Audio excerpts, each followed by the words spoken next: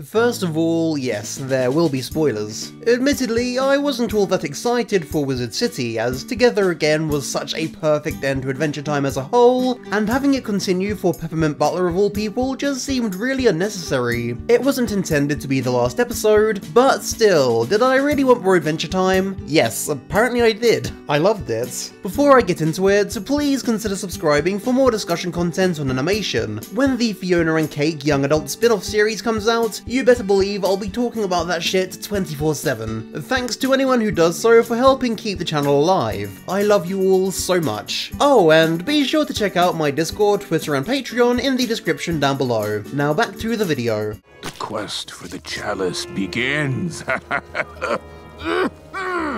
So I was pretty damn shocked to find out that this wasn't in fact a prequel series about young Peppermint Butler, but instead a story about Pep becoming himself again. You know, after he gets babellitied in Gombaldia. I didn't even remember it happening until it was brought up, but this premise was already a lot more interesting to me, so it was a welcome surprise. Before under the effects of babification, he cursed himself so that no matter what happened to him, he'd still have the drive to become all-powerful in the dark arts. This leads him to study at Wizards, a school for wizards in Wizard City. While we're on the subject of the city, I need to just take a moment and gush about how beautiful this setting is. I wasn't really wowed by the other settings in this series, but the design team really brought Wizard City to life, and I was appreciating every shot. They got especially fun and creative with the designs of the new characters. I really adore some of these incidentals. It's the perfect mix of glamour and cool that I've been craving. So this version of PB is straight up just a little kid, not sharing much in common with his past self.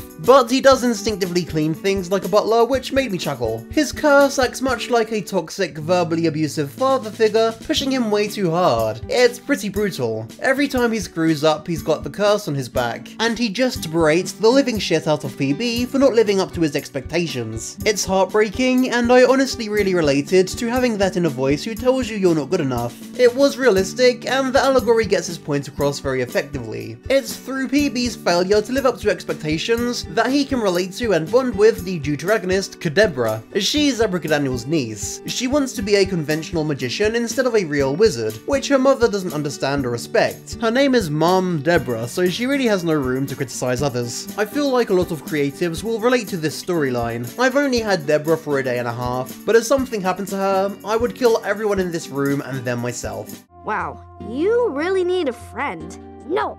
I'll be your friend.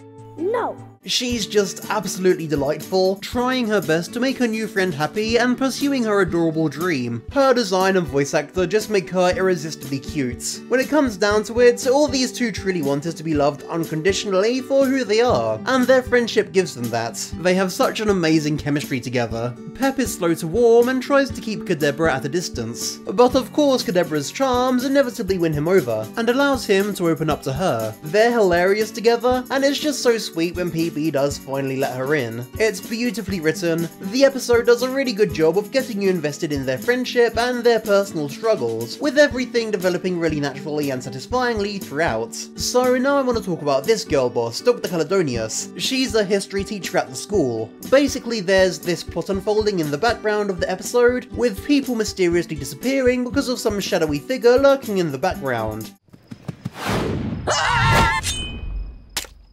Turns out it was her all along, as well as a few other teachers. It's actually a really well written murder mystery. The show gives you enough hints to figure out who it is, but doesn't spoon feed it to you. Plus, there's a lot of rewatch value as well. You watch it a second time and you're like, oh, that's why they said that.